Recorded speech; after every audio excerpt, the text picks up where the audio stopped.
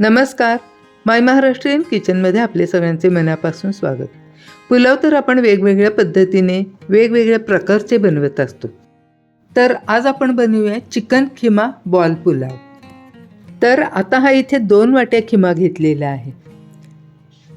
बघा, अगदी फ्रेश असा हा खिमा आहे. स्वच्छ धुवून कोरडा करून घेतला आहे. आता याच्यामध्ये 2 क्रश करून घेतलेल्या मिरच्या घातल्या आहेत.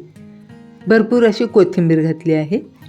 1 चमचा पुदिना पावडर घातली. माझ्याकडे पुदिना फ्रेश असा नव्हता, त्यामुळे पावडरमधला पुदिना मी याच्यामध्ये घातला आहे. तुमच्याकडे जर फ्रेश पुदिना असेल तर तो तुम्ही घाला.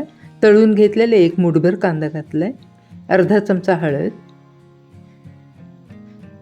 1 चमचा धणेपूड, अर्धा चमचा जिरेपूड, 1 चमचा लाल तिखट घातलं आहे. चवीनुसार मीठ घालायचे आहे. आता हे सगळे हाताने चांगले मिक्स करून घ्यायचे आहे. हातानेच मिक्स करायचे आहे, म्हणजे हे सगळे चांगले मिक्स होईल. मिक्स केलेले खिम्याचे आता आपल्याला गोळे तयार करून घ्यायचे आहेत. बघा, एवढ्या आकाराचे, साधारण लिंबा एवढ्या आकाराचे हे बॉल तयार करून घेतले आहेत. एका प्लेटमध्ये काढून घेऊया.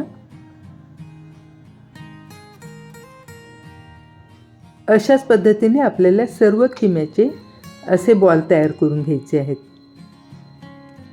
तर तुम्ही पाहू शकता, 2 वाटी खिम्याचे, लिंबा एवढ्या आकाराचे एवढे खिम्याचे बॉल इथे तयार झाले आहेत. आता याच्यामध्ये बाइंडिंगसाठी दुसरे कोणतेही पदार्थ मिक्स केलेले नाही आहेत. आता या कुकरमध्ये मी पुलाव तयार करणार आहे. तुम्ही जाडबुडाचे कोणतेही भांडे पुलाव करण्यासाठी वापरू शकता. 1 मोठा चमचा तेल याच्यामध्ये घातले आहे आणि 1 चमचा बटर घातले आहे. बटर घातल्याने या पुलावला स्वाद अतिशय छान येतो.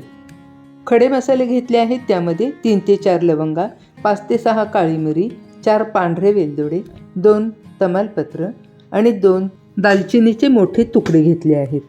गरम झालेल्या तेलामध्ये आता हे खडे मसाले टाकूया. त्यानंतर याच्यामध्ये घालायचा आहे उभा चिरून घेतलेला 1 मोठा कांदा.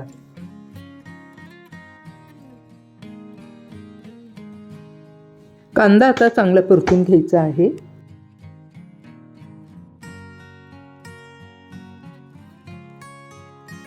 आता याच्यामध्ये घालायचा आहे बारीक चिरून घेतलेला 1 मोठा टोमॅटो. कांद्याबरोबर हा अगदी मऊ होईपर्यंत परतून घ्यायचा आहे. लवकर मऊ परतला जावा म्हणून याच्यामध्ये घालूया 2 चिमूटभर मीठ. मीठ घातल्यामुळे टोमॅटो अगदी पटकन मऊ झाला आहे. आता याच्यामध्ये घालू 1 मोठा चमचा आलं आणि लसूण याची पेस्ट. तीही कांदा आणि टोमॅटो बरोबर चांगली परतून घ्यायची आहे. आता याच्यामध्ये चव येणारे मसाले घालायचे आहे. सुरुवातीला घालूया अर्धा चमचा हळद, 1 चमचा धणेपूड, अर्धा चमचा जिरेपूड, अर्धा चमचा लाल तिखट, अर्धा चमचा हे कलरसाठीचं लाल तिखट. या तिखटाने पुलावला कलर अगदी छान येतो. मीठ. आता ज्या वाटीने आपण पुलावसाठी तांदूळ घेणार आहोत त्याच वाटीने 2 वाट्या पाणी आपण पुलावसाठी इथे घेत आहोत. आता या पाण्याला अगदी दणदणीत उकळी घ्यायची आहे. तर पहा, पाण्याला चांगली उकळी आलेली आहे आणि या उकळत्या पाण्यामध्ये आपल्याला हे तयार करून घेतलेले खिम्याचे बॉल टाकायचे आहेत. 2 मिनिटे हे चांगले आपल्याला उकळत्या पाण्यामध्ये शिजू द्यायचे आहेत. सारखे हलवायचे नाही आहेत, नाहीतर हे बॉल सुटू शकतात.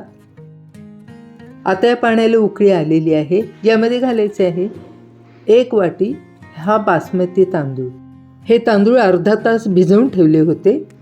याच वाटीच्या प्रमाणामध्ये आपण 2 वाट्या पाण्याचा वापर पुलावसाठी केलेला आहे. हे तांदूळ चांगले मिक्स करून घेऊया आणि याला उकळी आली की याच्यावरती झाकण ठेवू.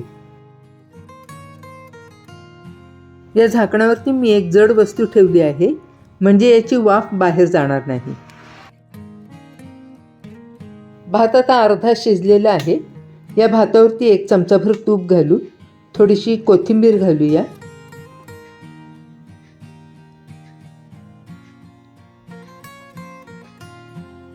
आणि पुन्हा याच्यावरती एक मूठभर हा तळलेला कांदा घालूया आणि झाकण ठेवू. 2 मिनिटे आता आपण हा वाफ येऊ देऊ आणि चांगलं शिजवून घेऊ.